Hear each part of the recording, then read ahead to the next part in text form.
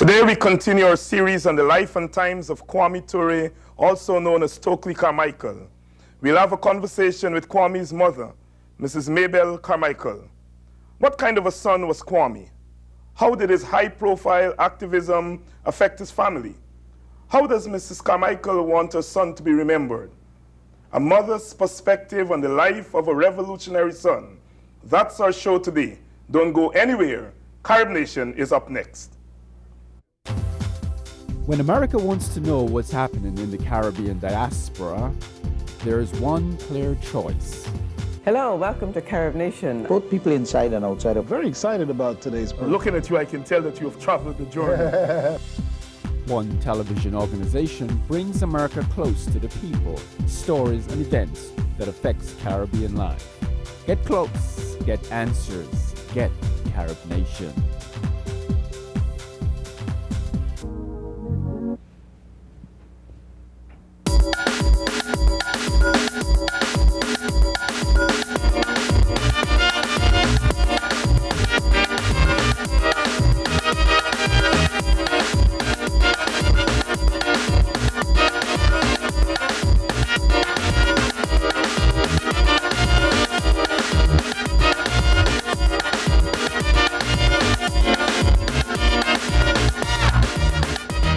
Welcome to Carib Nation. I'm David Hines. Today we continue our series on Kwame Ture, also known as Stokely Carmichael.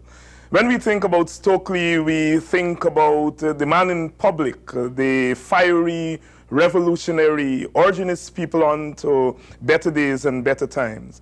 But we want to look today at the man, Kwame Ture, the person, the family man.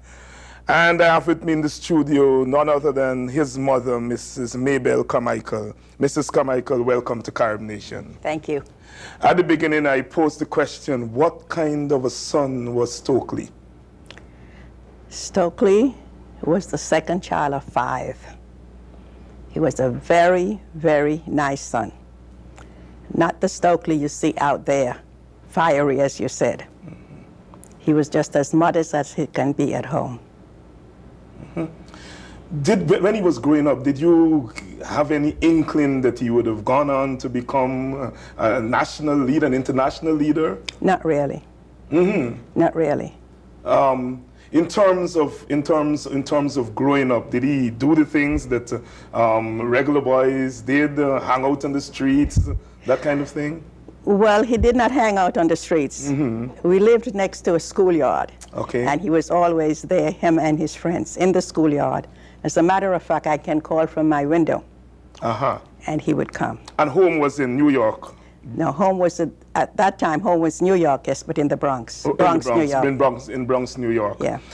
Talk a little bit about when Stokely was growing up, what it was like to be living in the Bronx as a black family. Well, I'll tell you one thing.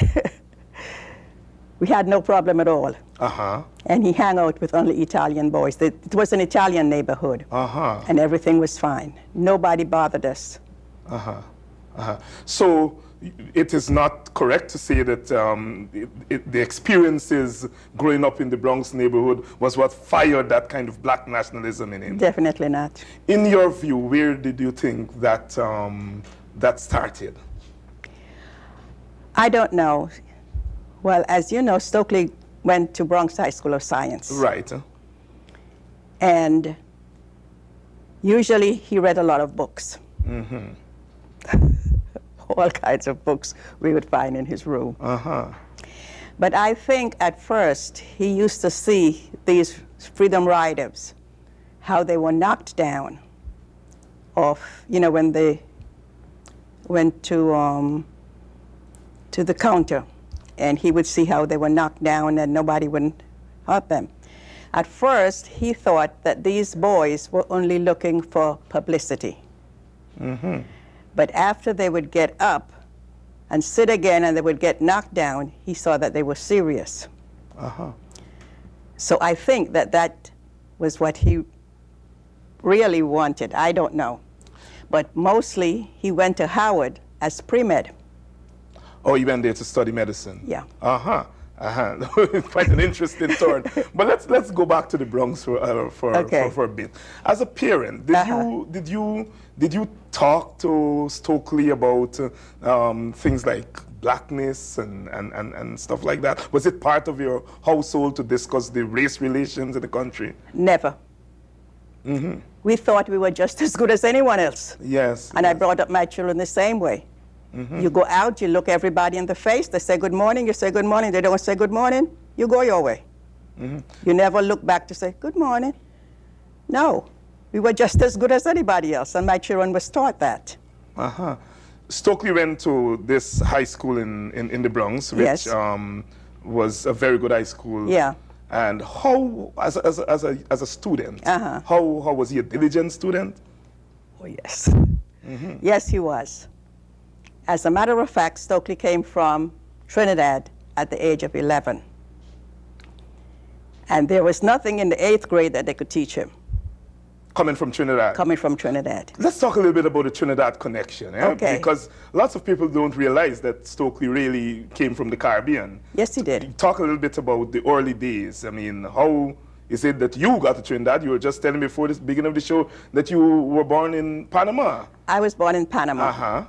I do not know how I got there because I was a baby when they took me there. I wasn't even speaking. Okay. My sisters and brothers spoke Spanish fluently, not me. Okay.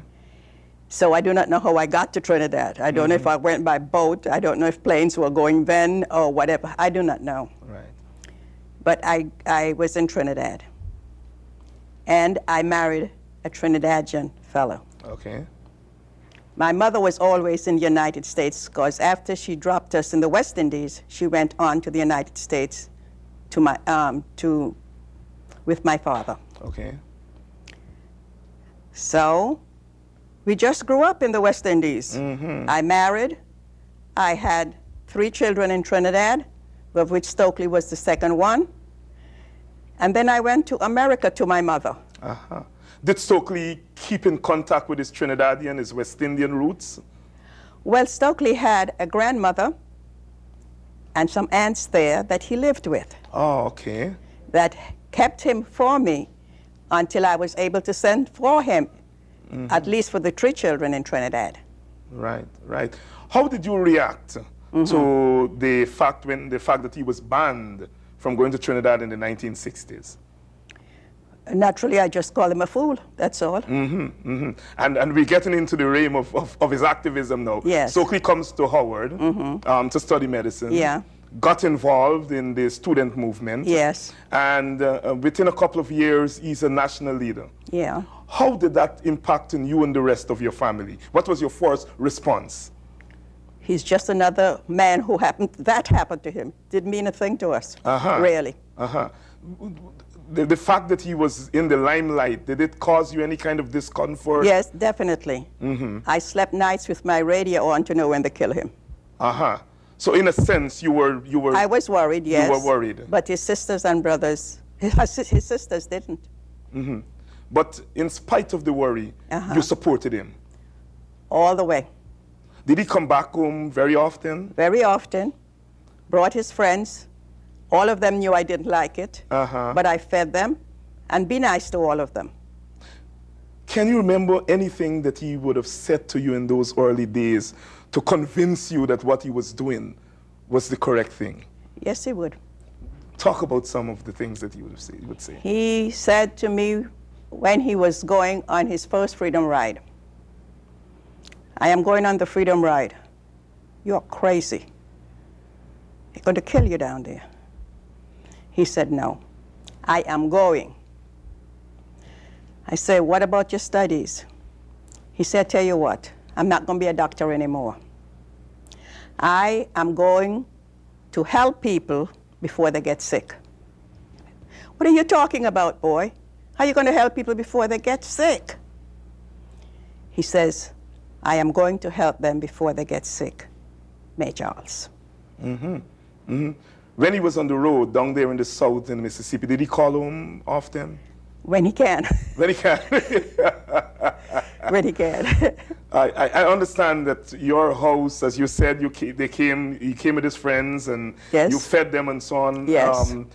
Stokely liked to eat? Oh, yes. What were some of his favorite meals? Rice and peas, of course.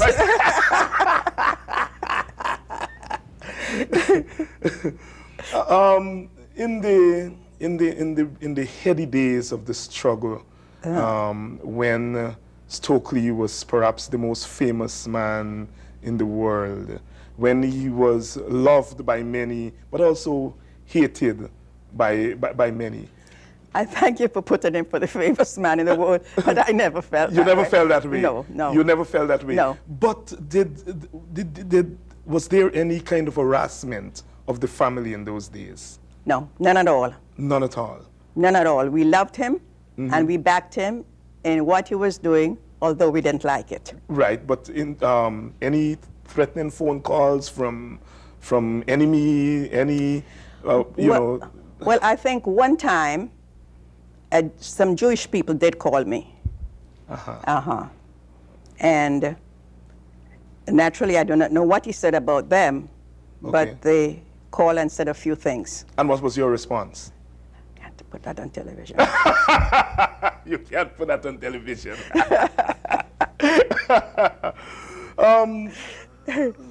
Coming from the West Indies. Coming from the West Indies. You know, we can handle it. Let's leave those early years and come to almost the present. Okay. The news that Stokely is dying. You're way ahead. First he was sick, and then he was sick. Yes, and well, yes, Stokely is sick, and the possibility that he would not be living much longer. How did you respond to that? We dealt with it. He has a sister who is a nurse. She quit her job and traveled with him wherever he went.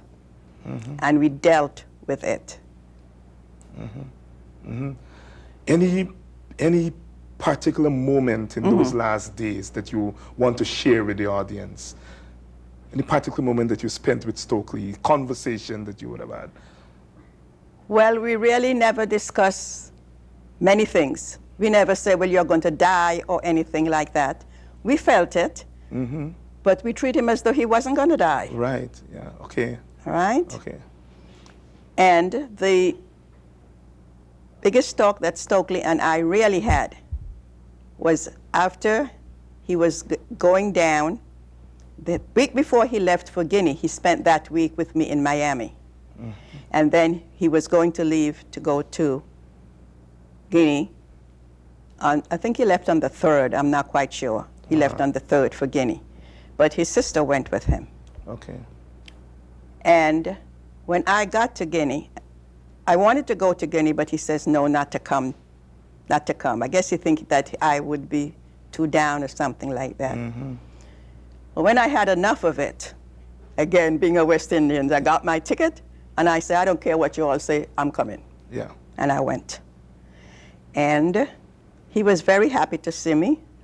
I cooked every day, took his food to the, as usual, you know, West Indian mother. Yeah. Took his food to the hospital. He was never at home when I went. He was always in the hospital then. Right. Yeah. And I cooked, took his food to the hospital as usual. And this particular day, the Reverend Jesse Jackson came to see him. And after Jesse Jackson left, I mean, he was regular, he talked regular, he still was ready for revolution. He was never down, you never know when he was in pain or anything like that. He was just upbeat.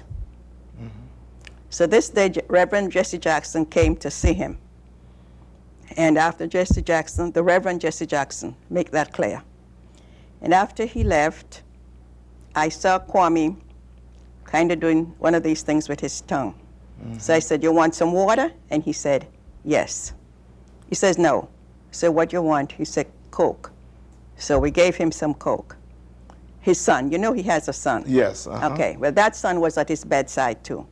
So we gave him, I said to the son, pass the Coke. He did. And he took a nice big gulp. Took a long time to swallow it. And then I said, you wanted some more? He said, yes. And he told the son, I told the son, pass the cocoa for his mother, for his father. He did. And when his son was putting it to his mouth, he says, no, give it to May Charles and let her feed me. And that was the last thing he said to me. Because after that, we left and went home. Naturally, his sister went back the next day. But I couldn't go back the next day. I felt that my son was going to die, and I don't know how I would take it. Okay. So I did not go back. So I said to my daughter, Janet, I'm not going to come today. I don't think I could take it anymore. And she says, well, you didn't have to come. And then I see my daughter walked in the door. I said, he's dead? She said, yes, he's dead. Put your clothes on. They're waiting for you at the hospital. But he was always upbeat, as I told you. And he spoke to everybody who came to the hospital. And naturally, there was those eyes and the big teeth. Yeah. But one time he said to me, May Charles, I want to talk to you. So when I went, he said, you have always backed me in everything I do. And I'm asking you this time to help, because I would like a library in Guinea. So I'm asking you to help. And I said, you got it. But that was only talk, because I have no money to put in there. Yes. But I told him, but I am going to do that if it's the last before I die. And if I die, I know there was someone who is going to carry on.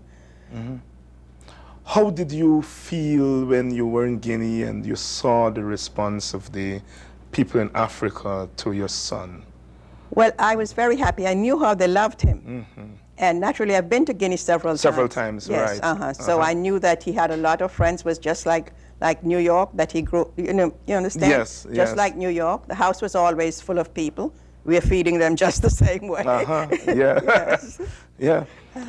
Let's get back to the times, the good times, as we would say, the times when Stokely was riding the waves, and he was Stokely Carmichael out there and shouting for Black Power. Talk a little bit about Black Power and how your son's involvement in that helped you to realize your own blackness, as it were. Well, in the first place, Stokely didn't talk to us about what he was doing out there, just what we saw on television. On the television. Yeah, just what we saw on television. But when Stokely came home, he was just the same child, not the one that you saw out there pounding on table and shouting and not that person. He was a different person at home. He washed dishes when he came home just as anybody else. As someone said, you let him wash dishes, I said, he's my son. Yes. Yes. So he had his turn to wash dishes when he came home. And how did he interact with his sisters? Oh, very nicely. He was just another brother come home, and that's all. We didn't talk about what went on out there, that he almost get killed or anything like that. Nothing, absolutely nothing. We just talk as though he was away and he came home. Since he passed away, there's been an outpouring, not only in Africa, but here in the United States and other parts of the world. Are you satisfied that all that Stokely gave to the society, that he's given his due recognition? Well, it's early yet. And I'm asking one thing. That they do not let his work die. And that is all I would need. Please don't let his work die. How would you want to see his work remembered? What are some of the things you would like to see done in Stokely's name? That at this particular time, there are so many names for Black people. But I'm just going to say it right out. I hope you Black people carry on. Stand up as men and women and know that you all are equal to anyone in this world. Let's shift a little bit from Stokely and talk about some of the things that concern Stokely. And let's talk about the condition of young Black people in this country, especially young Black men. Yes. Your thoughts on what's happening to young Black men? Well, I do not know much about what goes on outside. But for what I can see, from 1960 and 64 all the way down to the 70s, that you Black people have taken 6 steps backward. You all are not moving forward. What do you think accounts for that? Because you all are standing still and not doing anything. Every one of you was leaving it for the Stokely Carmichael, the Bob Browns, and people like them. and nobody else do anything. It's not going to work that way. Stokely Carmichael is dead, Bob Brown, Charlie Cobb, and them cannot continue to do you all work. You all have to get out there and fight, just as my son fought. Do you think that racism, the discrimination that Stokely fought so much for, do you think it still exists in this country? Of course. You shouldn't ask that question. Of course it does. And so you're saying that the best tribute that we can pay Stokely Carmichael is to pick up the baton and fight in the same way. That's right. That's right. Do you intend to go around the country and go around the world and talk about your son's legacy and try to help to build that same kind of revolutionary spirit that he believed in? I'm telling you one thing. I'm too old to do that now, so I'm leaving it for you young people. Let's talk. Stokely was very big on the issue of economic power for black people. That's what he wants. Black people owning businesses, yes. Black people owning their own thing. He kept saying that, yes. Give me your thoughts on I think the same way too. I think the same way. And hoping that the other blacks would support you in whatever is your desire to hold. I hope they would, I do hope that the other black people, because they don't, you know. Okay.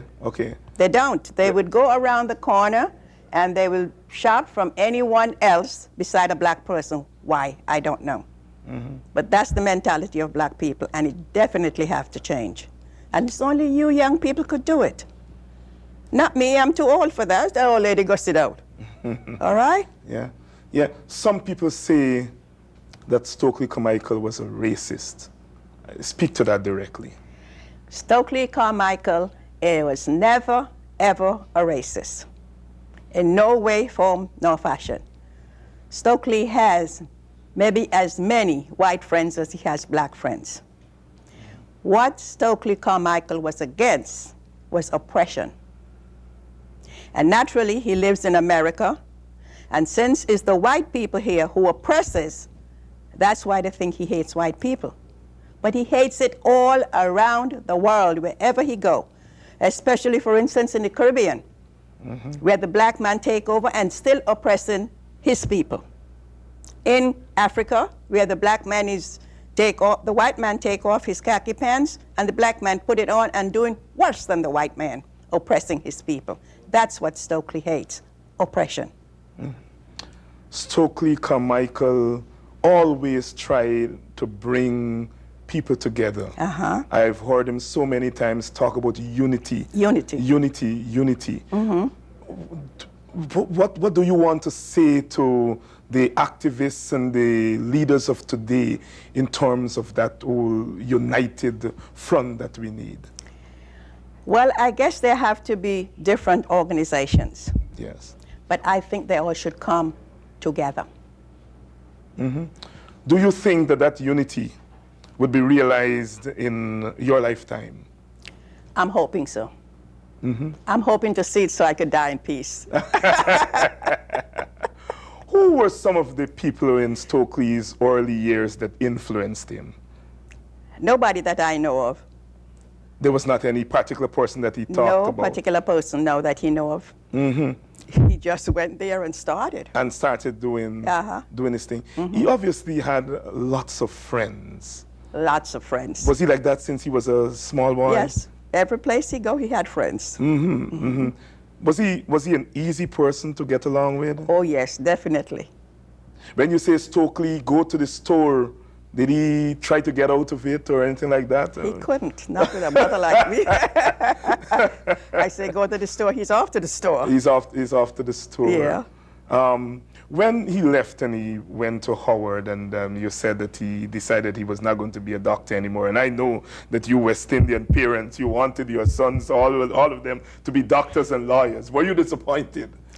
Not really. Why not? Because I wanted my children to be exactly what they want to be. Okay? When Stokely said that he wasn't going to be a doctor anymore, and that I should tell his father, say, you have to tell your father that for yourself. And when he asked me how I feel about it, I told him, I don't care what you do, but make sure whatever you do, you are the best. You could be a hobo if you want to, but when you jump, make sure you don't break your leg, because I'm not going to take care of you. It's easy as that. We never dictate to him what he wanted. He was the one who said he wanted to be a doctor, and we went along with it. Naturally, we were very happy. Yes. Because with, just as you said, the West Indians, as long as your children could do it, you want them to be somebody, whether they be hobo, as long as they are good. They should be good at whatever they are doing. And this is what we preach. Whatever you do, you must be the best. You must be the best. So you give Stokely a certain level of freedom to make his own choices. He did, yeah. And now as we look back on the life of Stokely Carmichael, your son, and as you speak to me, I sense that you're speaking more than just being a mother, but as a committed person. To his deed. To what he believed in. And of course you supported him all the way. And you have no regrets. Not now. Not now. Not now, because I feel now, if Kwame had become a doctor, he would never have this kind of background behind him. And I'm very pleased now about him. Not now, for quite a while. For quite a while, but as you look back, you're satisfied. Yes, I am satisfied. That he has played his role, he has done his part, and now it's for others to carry on. And always felt that whatever turn your life take, that's what God meant it to be. Miss Mabel Carmichael, I want to thank you so much for coming on to Carib Nation. You're quite welcome. This has been a very inspiring and uplifting conversation. Thank you. The running has come to an end. It is never easy to be the parent of someone who becomes a leader of his or her people. As we heard from Ms. Carmichael, there are moments of both joy and anxiety. But in the end, you must be satisfied that you gave the world something special. Thank you, Mrs. Carmichael, for sharing Stokely with us. He was very special. Be sure to join us for the next episode of our series on Stokely Carmichael, when we look at his life through the eyes of two of his close comrades. Until the next time, this is David Hines thanking you for tuning in to yet another edition of Carib Nation. And remember, our motto here is one people, one culture, one Caribbean, one nation. And please do rally around the West Indies.